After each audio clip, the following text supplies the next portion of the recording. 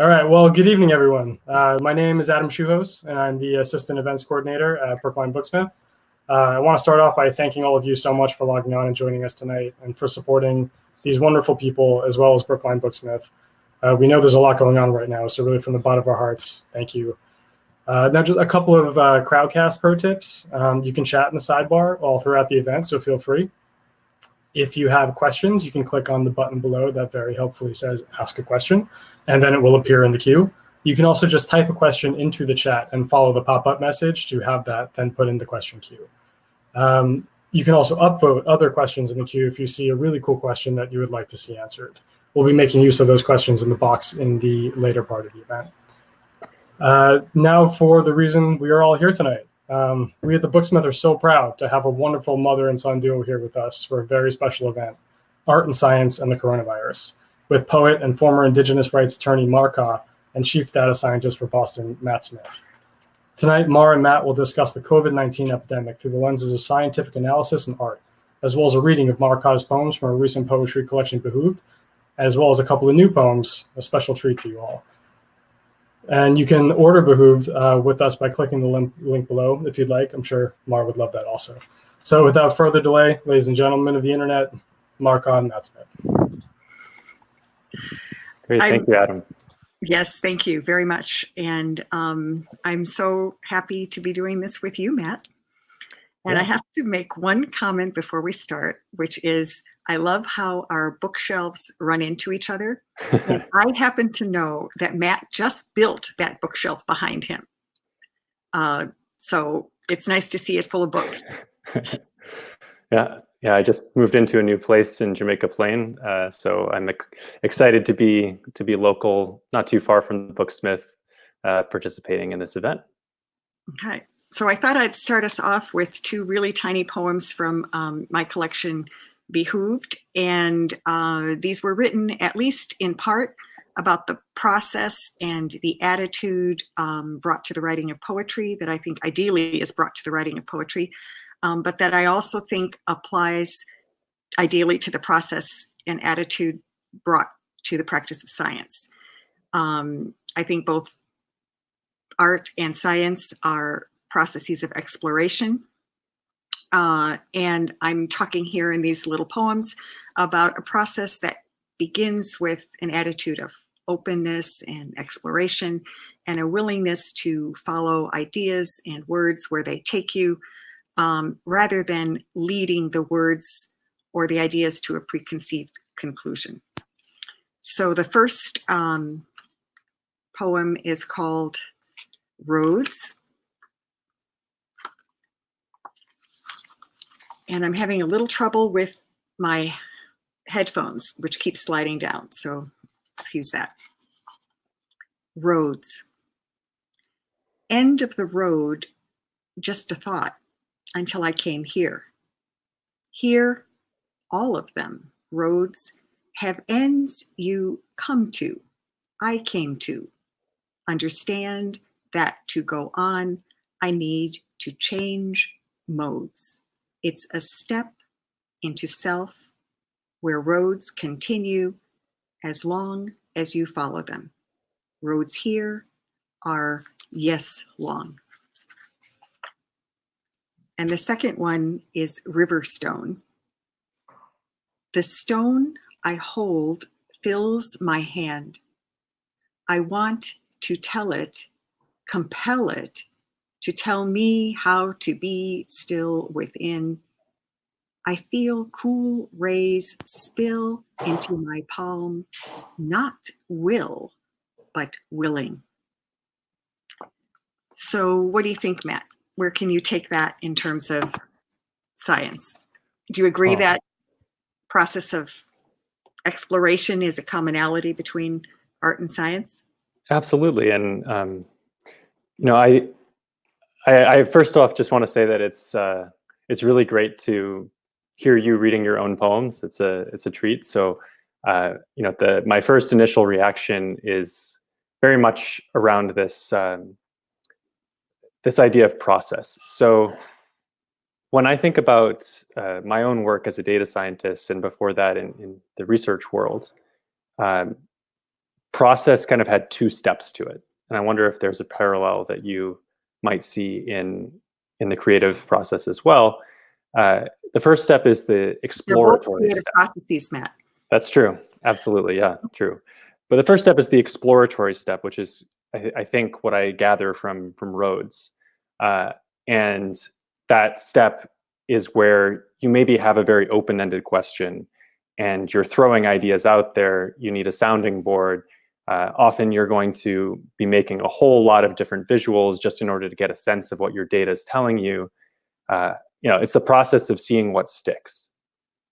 And then the second step, which I think is equally important and is the one that often involves the work of a different kind of scientist, is the explanatory step.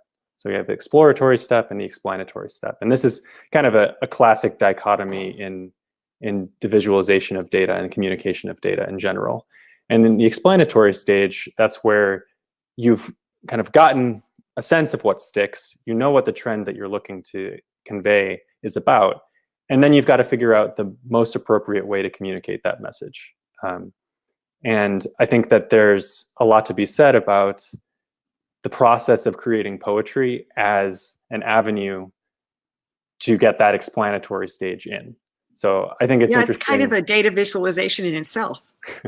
Sure, yeah. So I was gonna send that back to you and ask you a little bit about how you think about that transition from seeing what sticks and writing out ideas in poetry to maybe a more finished product that is about the communication of the idea or the emotion or whatever the poem is trying to reach out to the audience with. How has that transition happened for you in the creative process? Well, later I'm going to read a poem called Bats. Well, it's not called Bats, it's called Zoonotic Spillover, but it's about bats. And that started because I had read someone else's poem, which suggested that the answer to the coronavirus was freeing all the bats that were caged in the market. And, the zero person, the first person known to have the coronavirus, worked at a fish market. Well, there weren't even any caged bats there. And all the animals that were there were tested, and none of them, they were all negative. And the traces of the virus were found in the water and on the counters. And so, was it, obviously it wasn't there that the connection with bats happened. And so I knew that I wanted this poem to educate people a little bit about what I felt was a truer understanding of bats and the contact and what happened. And I started with my own personal experience with bats. I find little bats in the driveway on occasion. And that became a refrain about the little brown bats in the driveway that I saw. And I was simultaneously researching the biology and the actual facts surrounding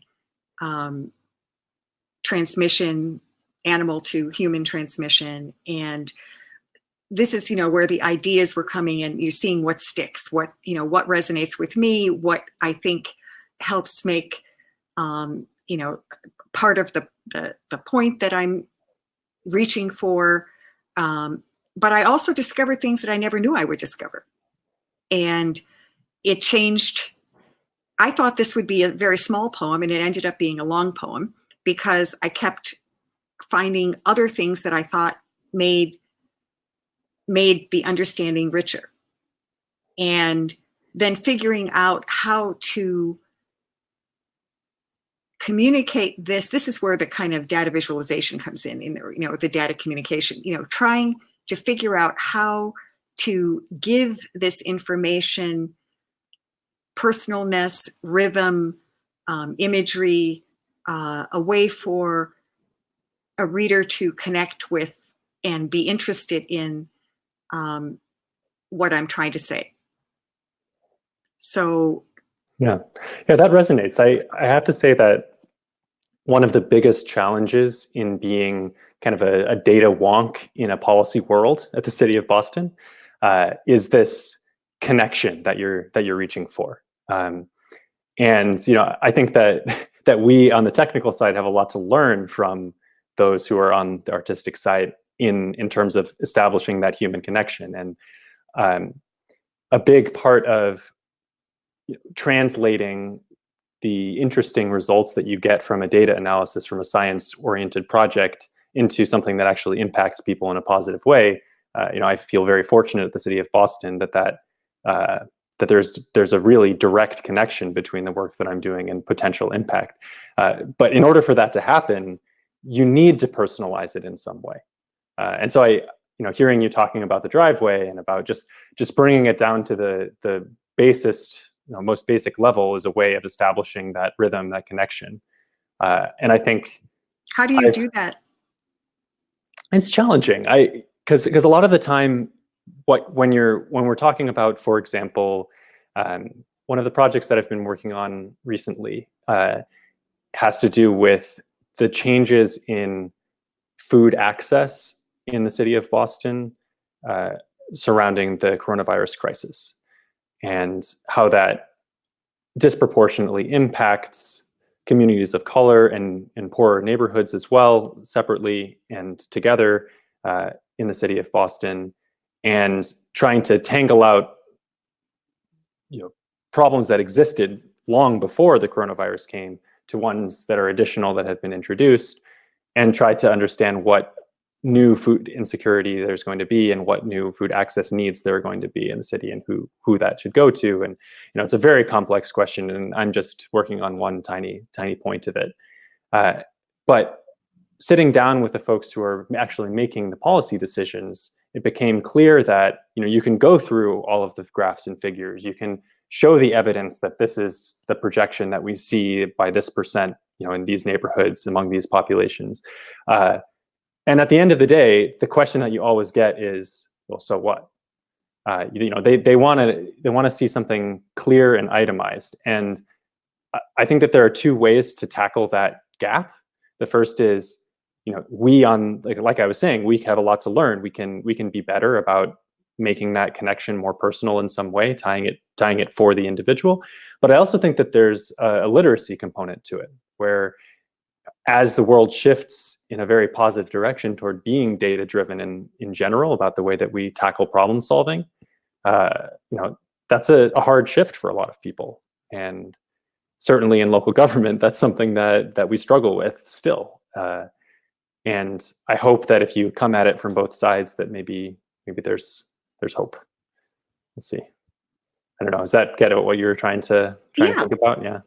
Yeah, but yeah, and the form, the form matters too, and whether you use your graphs and your pie charts and all of this. Oh, we hate pie charts. Why is that? We don't because pie charts are really bad at showing the information that they say that they're going to show.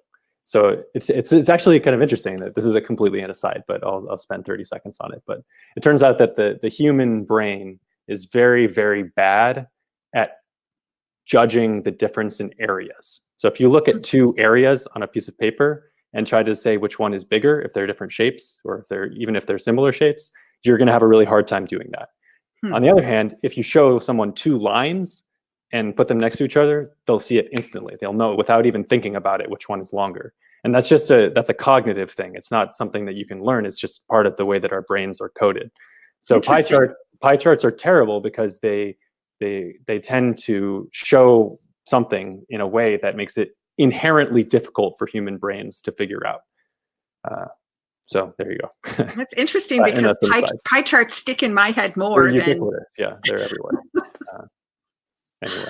Well, I felt that I really wanted in this event. It wasn't the original focus and thought, but because so much is going on, important things are going on around police brutality, racism, Black Lives Matter. I'm going to use a poem about masks to talk about that a little bit.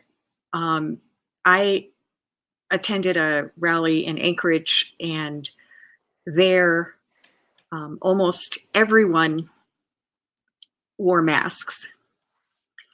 And those who didn't were offered masks by roaming volunteers. And people tried to keep social distancing. And I was on the fringes. And it occurred to me today, actually, that being on the fringes and participating, but, you know, keeping my social distance, wearing my mask and being way in the back, that really was a mark of white privilege. Because if it were you and David, if it were my sons who couldn't walk down the street without being targeted by police, I would be in the middle of that. There would be no question about the risk analysis. I would be willing to risk my life, give my life to change that for you guys. And I don't know, that just made me change my whole idea in a way about how I wanted to get into this event. And I sort of, jumped ahead a little bit, but this is what's on my mind right now. So I'm going to read this poem. And what I'd like to really discuss is how, this kind of fits into a larger discussion, where science is being attacked. There was a recent article in The Hill, which is a conservative online magazine, I guess, titled "Liberals, Which Science Are We Supposed to Believe?" And the key part of that was how the messaging about masks has changed. And, the CDC and the WHO have had different messages about the effectiveness of wearing masks and all of this. And now, cops in New York are not wearing masks. They're supposed to, but they're not, and they're not enforcing it. And these are role models, and masks are still an issue. And so after I read this poem, I would be interested in what you had to say, Matt, about the science surrounding that. And, the idea of being able to trust something that changes. And that kind of keys back into the whole process of science, and how we can keep trust with this while it changes. So I didn't do this very well, but I'm going to shut up and focus on my poem. Of fear and flowers. Fear comes in all 7 colors today. I choose bluebell, that wild woodland blossom. Native, shade tolerant, May to June anthesis. Its silent chiming, stirred by disturbances, seen and unseen. Alarm bells are ringing. This color, it reminds me why the face covering. The tighter the weave, the more protection, but the fabric has to breathe, so I can. And though the color blue is known to bring out my eyes, that's not the prize. These death mask days, no one comprehends really how the whole face cover thing works or doesn't work. But holy moly, early use of the word mask conjoined with specter. This corrosive curve of mind covers me, schnoz to chin, two-way filtering the air which vulnerable lungs draw out and in, on and on, or not. Hemming and yawing, seams straining, like policies that smell of shadows, taste of echoes. The wildflowers are in stitches, I think, my wry expression hidden by the unbidden veiling. I don't know if that gives you anything to work off of, Matt, but Well, I love it. I think that when you talk about the challenge of communicating that it's not a hypocrisy for you to change your mind when scientific evidence suggests that you ought to. I think that that's a very challenging and important thing to think about. And I think that there is a refrain, or rather just a brief moment in the poem where you said something along the lines of, nobody knows what it, and I feel just this terror that as a society, we're shifting toward a world where all viewpoints are somehow equally valid, and that changing your mind is a sign of defeat. And I think that the whole scientific process, and like you say, science isn't an opinion, it's a process, it's a method. And saying that science says something doesn't mean that tomorrow science isn't going to say something different. That's just part of the process. So I find it terrifying, the idea that we might reach a point where you can just respond to any statement with, well, no one knows. And I think from a data scientist point of view, at the city, we're constantly being pressured to give something actionable. And my research scientist background always wants to give a million caveats before I say anything. So a good example of this is a project that's been ongoing, and the results are still very much in process. But I worked through the end of last year and the beginning of this year with the Department of Neighborhood Development on a housing related project that was aiming to do some shelter reformed for the unhoused. And there's a lot of challenge in that in general, and certainly coming from a data point of view, there's a lot of challenge to it.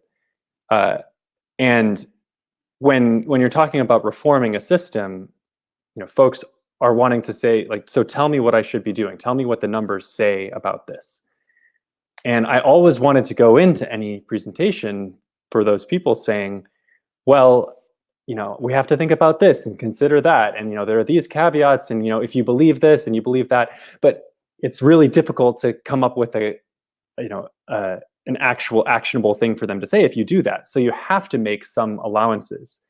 So there's this interesting tension between making the science have an impact, actually making the decision, and making sure that you follow that scientific hesitance almost, although it's not hesitance, it's just uncertainty, right? So I feel like that was a bit rambling, but I think it comes down to science as a process, and especially in the world of the coronavirus, where so many things are uncertain, we should see uncertainty not as an enemy, but as something to be understood. And it's just going to be inherent to everything that we do, and that's not a bad thing. That's just the way it is. And it's it's a different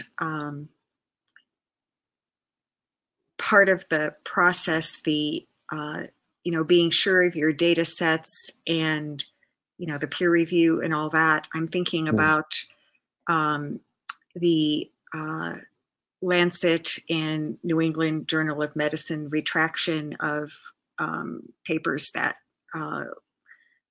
halted the hydroxychloroquine. Is that right? Something like that. Yeah, I'm not sure I'd do any better. Trials. That was distressing to, and I think that there have been other instances too where the rush to provide information about coronavirus has pulled some of the rug under from under science itself, the process, because the process does include repeating it. It needs to be, you need to be able to repeat and get the same results, right? Right, and I think that's what a lot of people don't seem to understand about the current predicament that we're in is the length of time that it's going to take to get out of this situation is a product of that process as much as anything else. But it's important to go through it for exactly the reason that you're highlighting.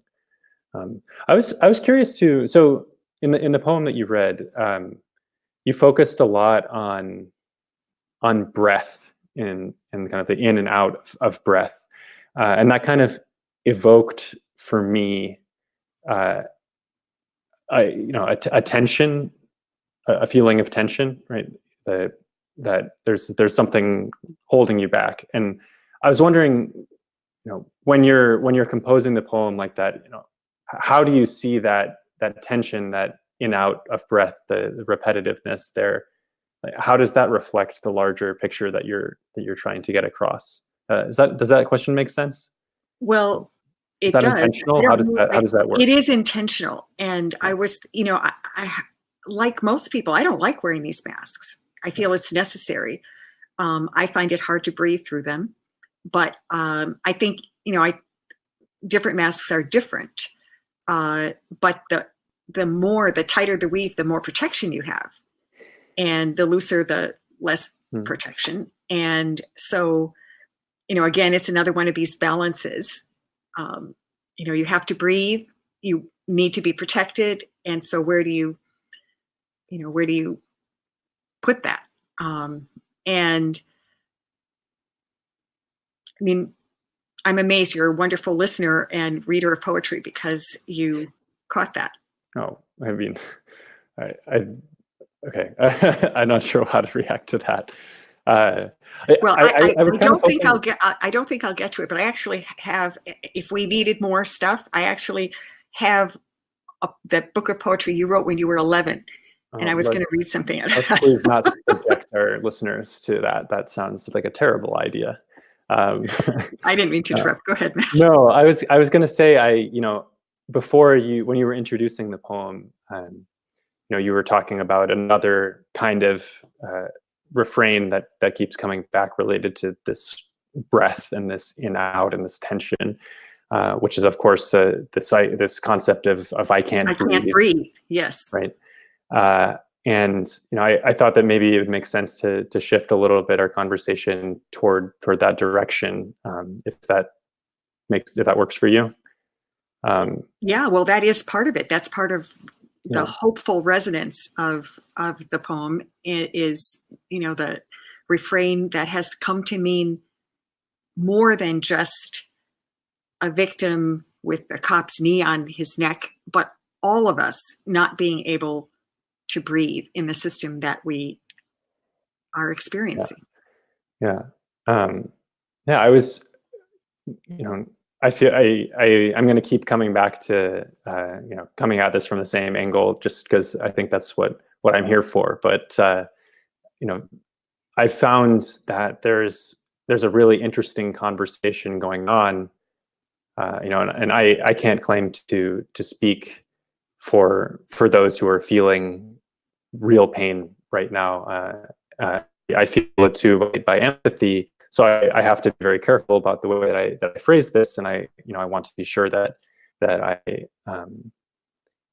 it's understood that this is a learning process for me more than anything. But I have seen a really interesting tension among those who are trying to figure out how to address this desperate situation. On the one side, there's a camp that says we need to learn as much as we can about the problem, and we need to get all the data, and we need to target the points that have the most impact.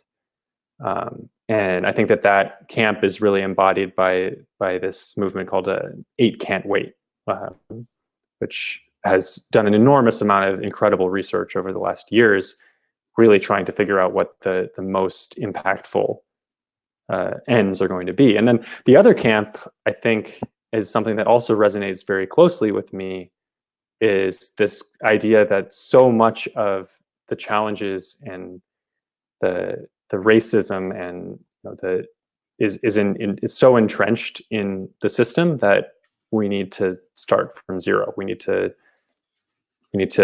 clean things as they are out and rethink the whole structure of everything, right?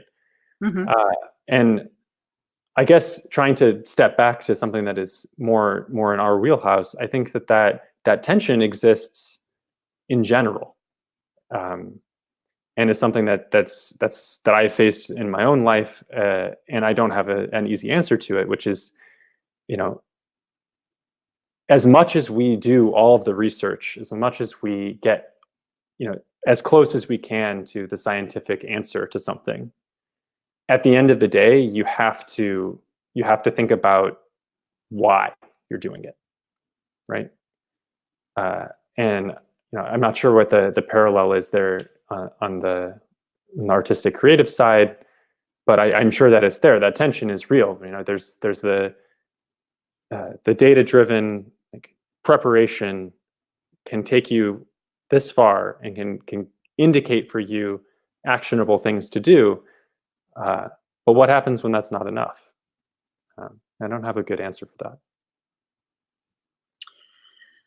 Well, I don't either, Matt. But another area in which not enough is done. You kind of gave me a nice little segue here, maybe. Sure. Is Alex mentioned that was that Alex or Adam? Adam mentioned that I was previously an Indigenous rights attorney, and as much here, probably the most invisible and discriminated against group is Alaska Natives, and they're very invisible in the data.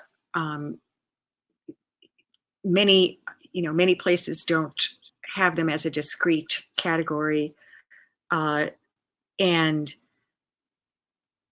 I would be interested. I'm going to read a poem about data and invisibility in Alaska Natives, and I'd be interested in anything that you can say about why that's the situation and how we might go about changing that. So, of data and invisibility. Our national government calls them AIAN, American Indians and Alaska Natives. Ahem.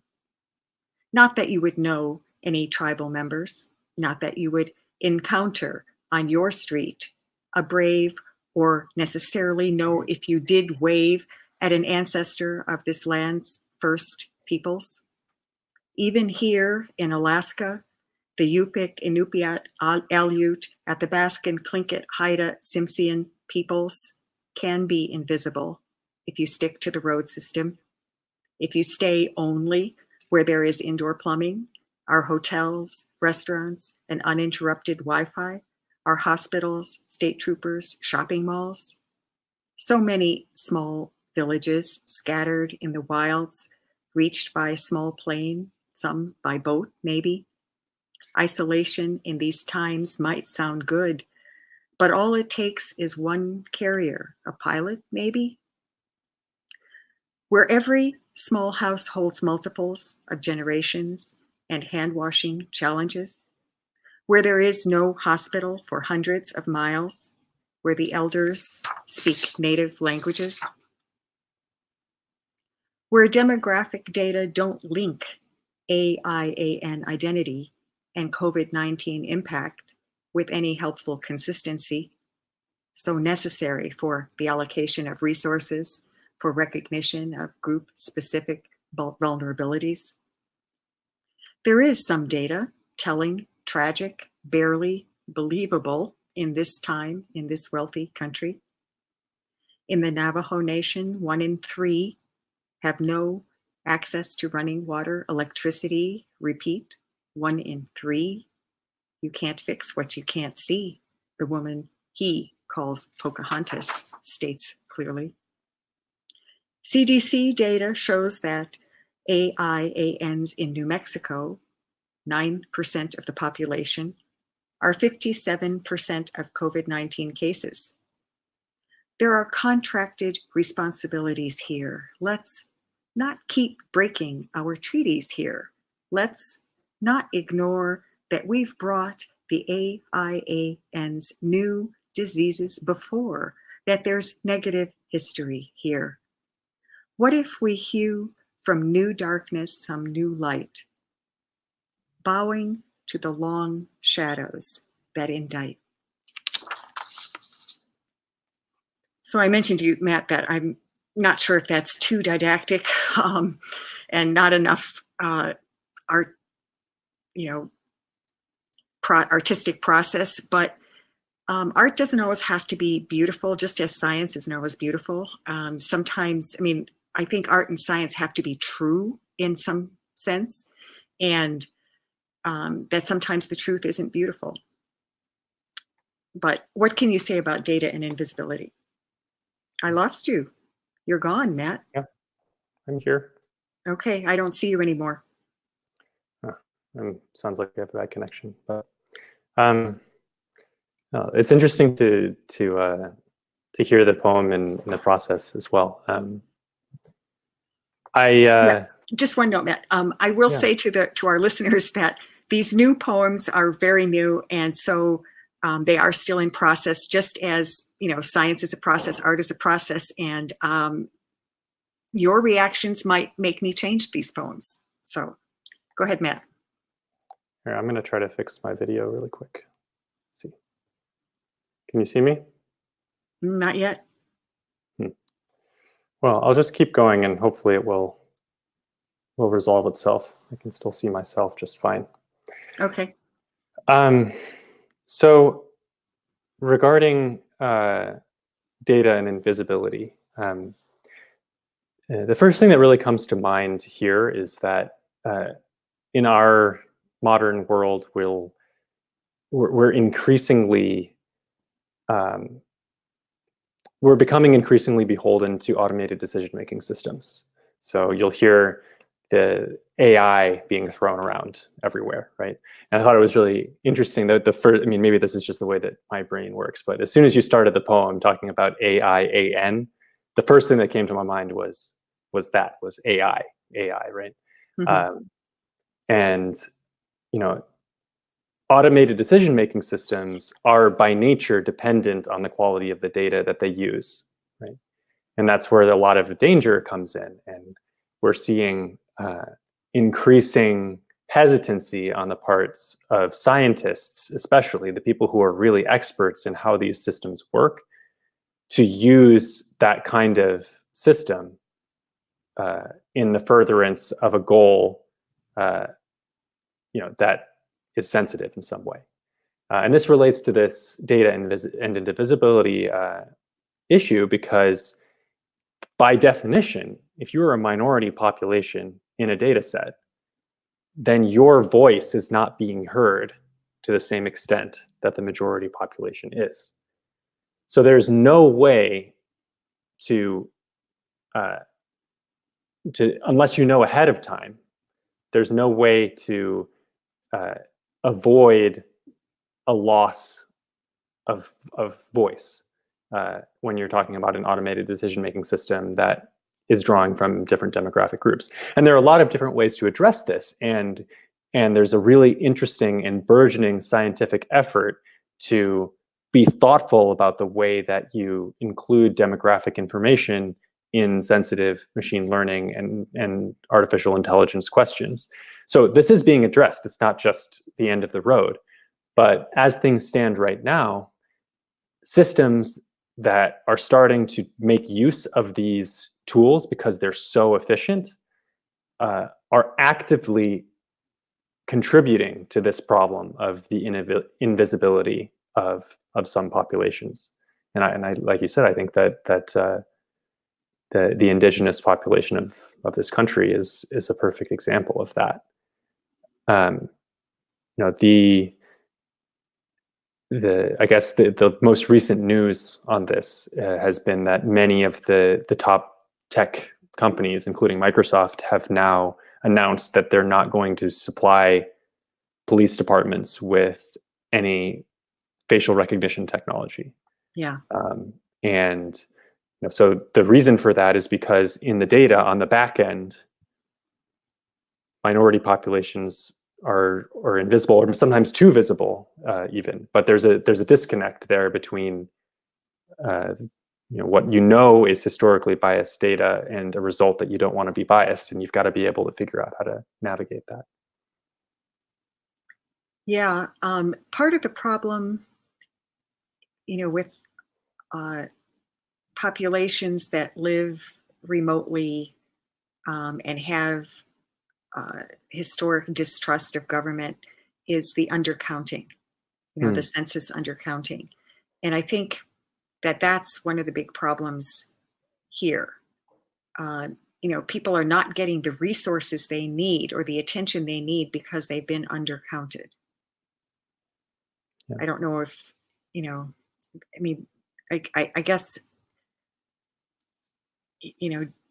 people who are working with data need to consider that issue too. Yeah. Well, everyone should encourage and get the word out that the count is happening right now. So that's one of the negative side effects of the coronavirus, is that who knows what's going to happen with the census this year. But that's right. That's right. So the little PSA, get the word out there that everyone needs to go to census.gov and make sure you're counted. But I agree with you. I think that's a big part of the issue is if you don't know where they are, it's not in the data. Yeah. Well, should we get to bats? Should we get to our bats in my bat poem? You teased us on bats, and you kept the audience on tenterhooks here, Mom. Just making sure that they stayed for the bat poem. There's no way anyone's going to leave before they heard that one. So, but I was going to ask you, Matt, to define zoonotic spillover, which is the title of this poem. Well, incredibly out of my wheelhouse. Biology is not. I came from physics, so. I'm loath to represent myself as an expert on this, but my understanding is that zoonotic spillover is the process by which vertebrates transmit pathogens to human population, and evidence seems to indicate that tends to happen when human beings encroach on the natural habitat of those animals. So, of course, the most recent example of this was the coronavirus, but there have been many in even recent history, including Ebola and SARS and the Nipah virus in Bangladesh and others. So, yeah, is that what you were looking for? Yes, thank you, Matt. Zoonotic spillover. I've found downed bats in our driveway, little brown bats, called officially little brown bats, juveniles still learning to fly.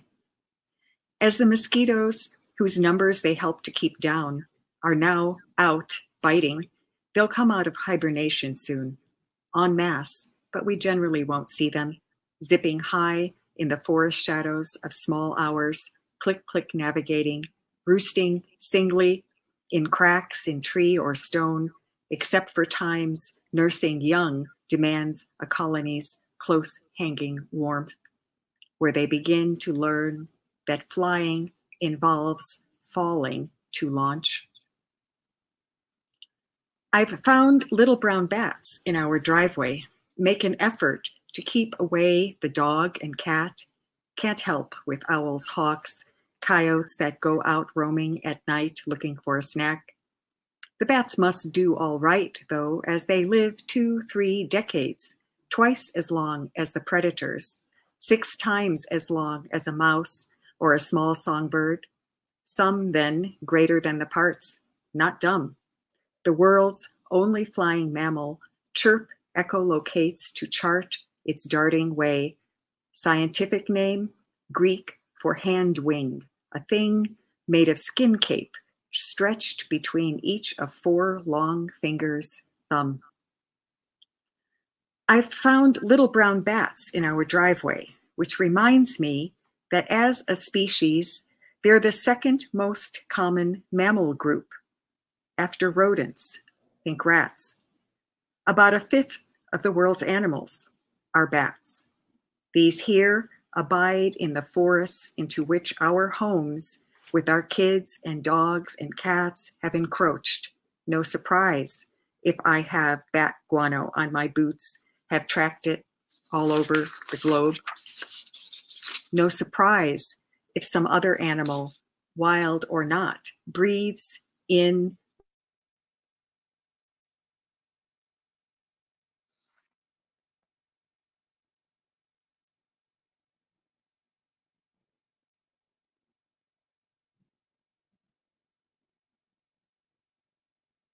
animal habitats to shrink, driven wild animals into contact closer and closer with domestic cousins and with humans.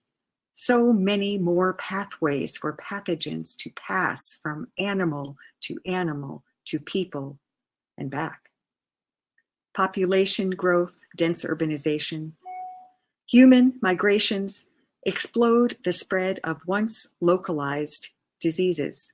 We're the capitalism-blown dandelion seeds, us. Consider too the international animal trade for food, pets, exotics. We've lost all the natural protection of intact ecosystems. The little brown bats I find in my driveway.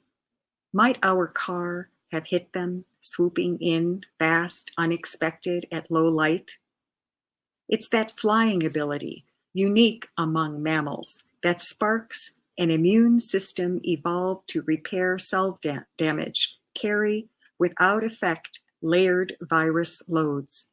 I'm told 100 million coronavirus microbes fit on the head of a pin. How many move daily through a little bat system, exposing pigeons on the shared windowsills of abandoned buildings? Which pigeons leave droppings to dry and flake on our car windshields? In disturbed environments, bats find anthropized niches. Mingling of multiple species bridges transmission to humans. Disturbed environments challenge immune systems. Infections increase, are excreted. At the COVID-19 Chinese vector market, where animals were tested, all results came back negative. Traces found instead on market tables, in market gutters, from unwashed hands, a sneeze, a cough, a drool, a laugh.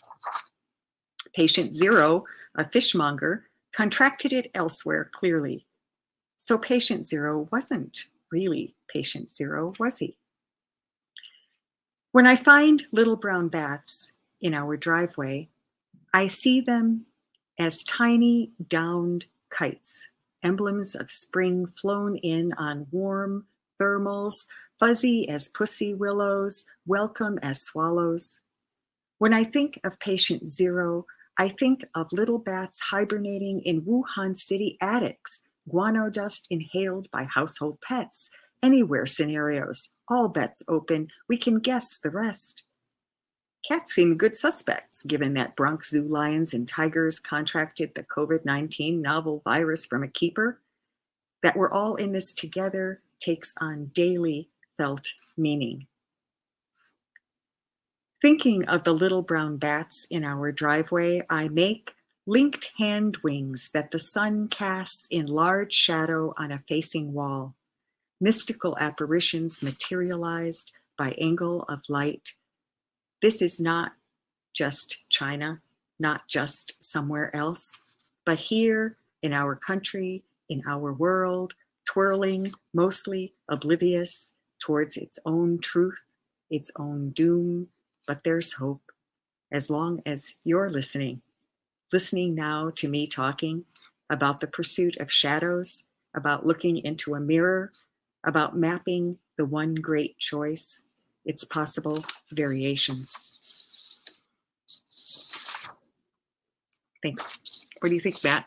Can you say anything about that? You were telling me before about friends recent Yeah. article in Scientific American.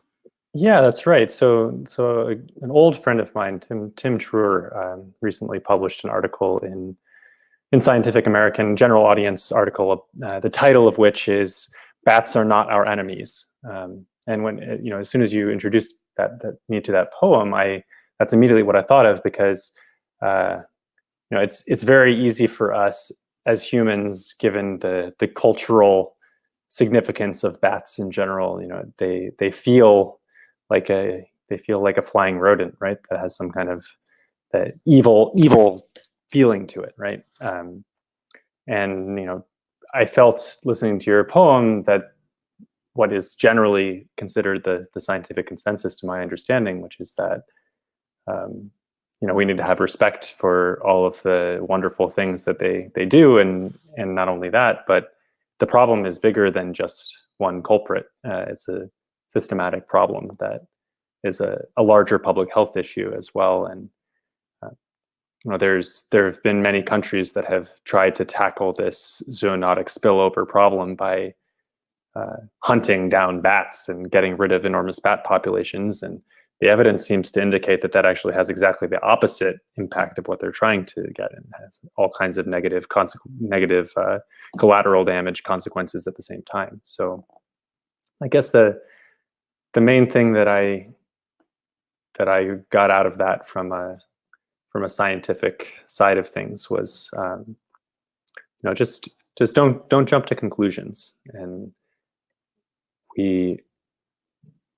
sometimes the scientific process is slow, so it takes a bit of time for us to figure it out. But I could hear your voice coming through the poem, and kind of encouraging the listener to take a step back and think about it, right?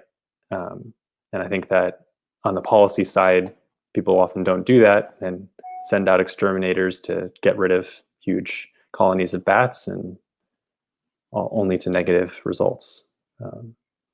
Yeah. And I guess one other note I'd say here is that, I looked originally, I'll tell our listeners that Matt and I had thought we might discuss data visualizations of, that connected to these poems, but I couldn't figure out on many websites where these were coming from, and wasn't sure about copyright issues. But I mostly just didn't want to use materials that I wasn't sure where that was coming from. Yeah. But all the data visualizations that I saw about zoonotic spillover, show animal to human, but not that humans can also, transmit to animals again. And that clearly is the case. I don't expect that you know anything about that, Matt, but it's like a fault in the data visualization, Yeah, I think that we have a sense to be very, very human-centric in general in the way that we treat problems like this. So it doesn't surprise me that visualizations would not complete the circle in that way. Yeah. Well, I'm watching the time a little bit and seeing that we're pretty close, and I wanted to end on an upbeat note. Yeah. The coronavirus has given the world a breather in terms, especially of air pollution and also clean water. Yeah. And I'm going to, finish with a tiny little poem from my book, which just kind of pulls us out to look at the Earth from space. And in connection with the Earth taking a breather, the most effective data visualizations for me were the NASA satellite pictures of China before and after lockdowns. And it's just incredible how quickly, really, the air just cleared itself. It's amazing. And water, talking about Venice being, just so much cleaner water.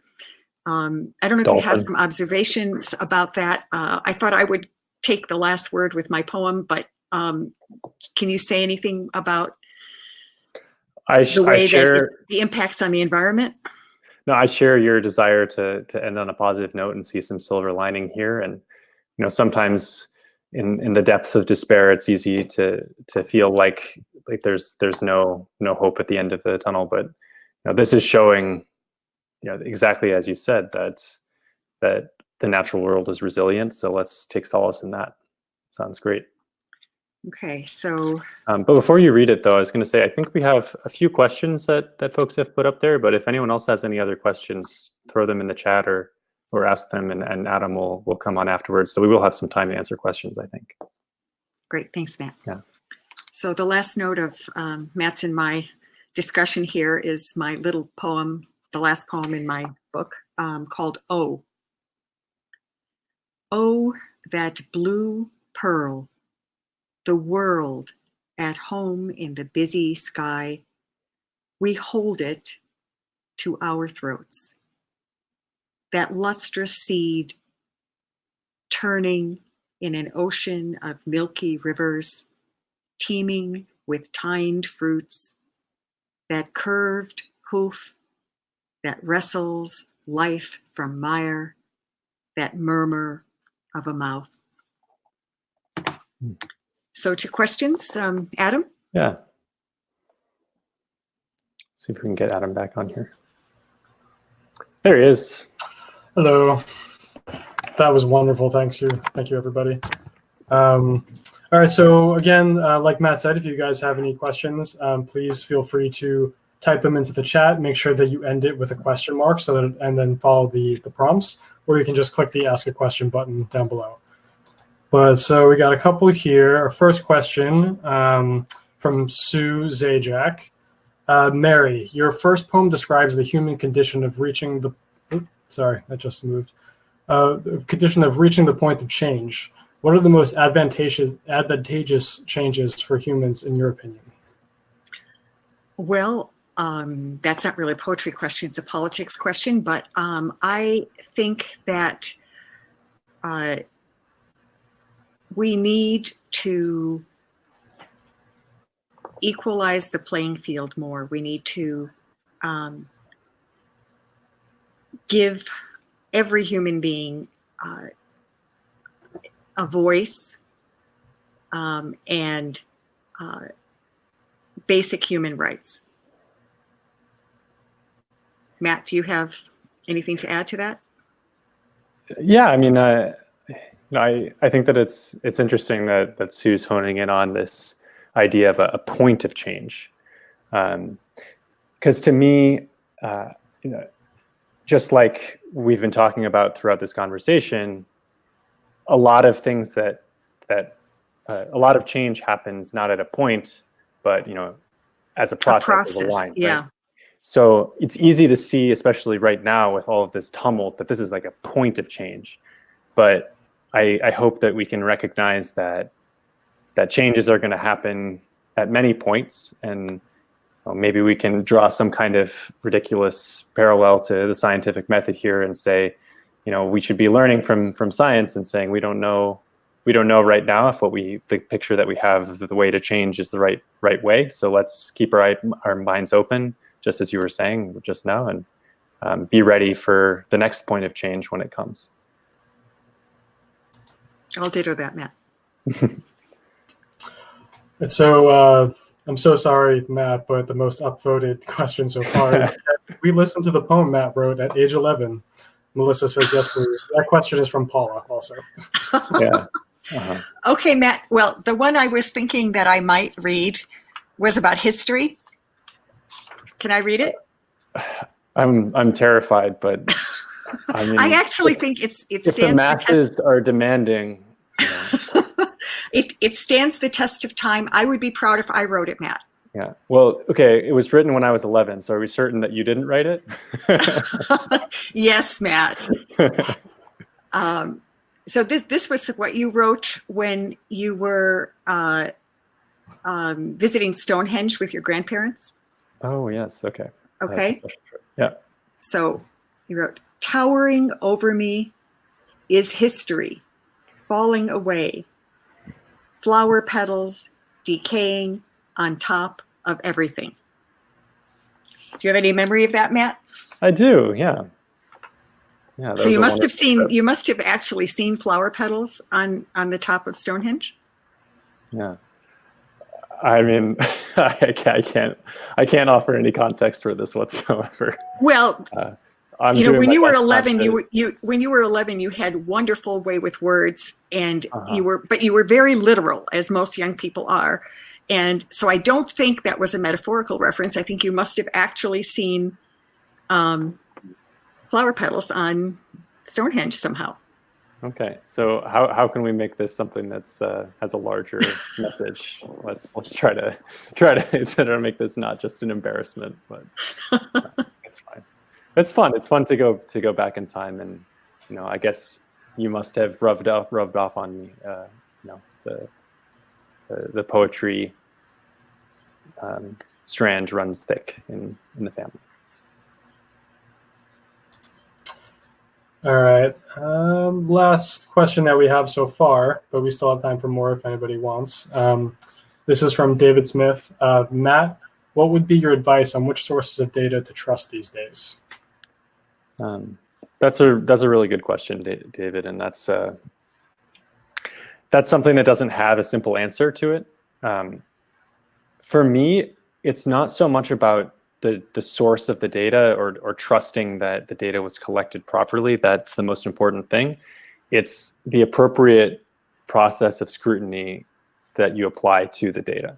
So you just need to recognize that, well, first of all, of course, not all data is equal. So you're right in concern there. But you need to recognize that all data is flawed in some way, and you need to approach it with that in mind. I guess I kind of talked myself into a corner a little bit, because I'm realizing now that, of course, we don't want to have some kind of relativism creep in. You know, it's not as though all data that you receive to support something is equal. There's certainly better and worse. So I would say that the first thing that you should look for, just like on any scientific pursuit with data, is it reproducible? Has someone been able to produce the same data by doing the same process again? And the second thing, is it falsifiable? So can you prove that the data is wrong? Is there a way to prove that what the data is showing is wrong? And I think that if those two things are fulfilled, then you've kind of passed that basic bar, and maybe you can move on to the appropriate scrutiny that should be applied to any data. Yeah. Matt, when you say, is it falsifiable, you mean, you know, basically, talk a little bit more about that. What does that mean? That means, so usually, you know, I'm kind of pulling that from the science, you know, usual definitions of the scientific method into talking about data.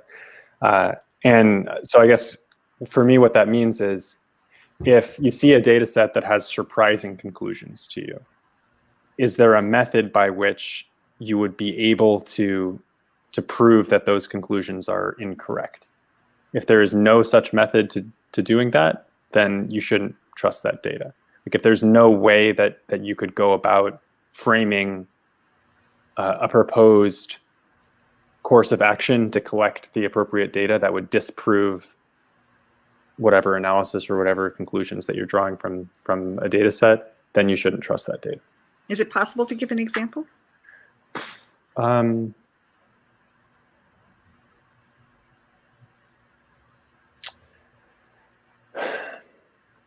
think the first thing that springs to mind for me is polling.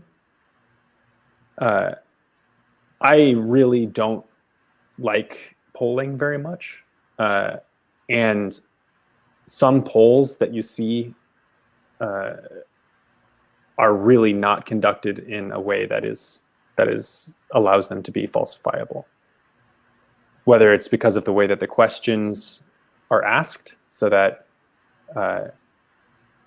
you know, you're kind of getting the answer ahead of time by the way that you phrase the questions that are being polled, or simply by the population that you're polling. Yeah, I'm not sure that I can think of a better example than that. Okay, well, that helps me. Thank you. Yeah. So that's all the questions we have, but I see there's a comment from Emily.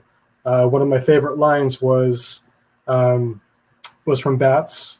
Flying involves falling to launch. Mm-hmm. Well, that is actually true. The bats, they cannot. I mean, sometimes they die because they are on the ground and they cannot launch from the ground. They would have to crawl somehow or be raised. They have to fall to launch. That was one of those interesting things that, you know, as I was simultaneously trying to write this poem and researching about bats, that I learned. That was really interesting. And I think there's the metaphorical possibilities are enormous. Yeah. Cool. Does anybody have any other questions, or is there anything, Mara and Matt, that you want to discuss though? Great. Okay, well, we almost made it to 4:15. Or that's my 4:15. Oh, well, that was wonderful, Mara and Matt. Seriously, thank you so much for doing this with us. Thank you, Adam. I'm rocking my Brookline Booksmith T-shirt. I don't know if you could see that. I wanted to show it off for the audience. Love it. You know, that's great. Actually, that is great. It's fun. So yeah, it's fun to be a part of this community as well. So thank you for inviting us. And I'm very grateful for the opportunity to do something with my son. So that was lovely. That made it very special. Yeah. Thank you, everybody. And he's brilliant, isn't he? I mean, he's brilliant. Yeah. Okay.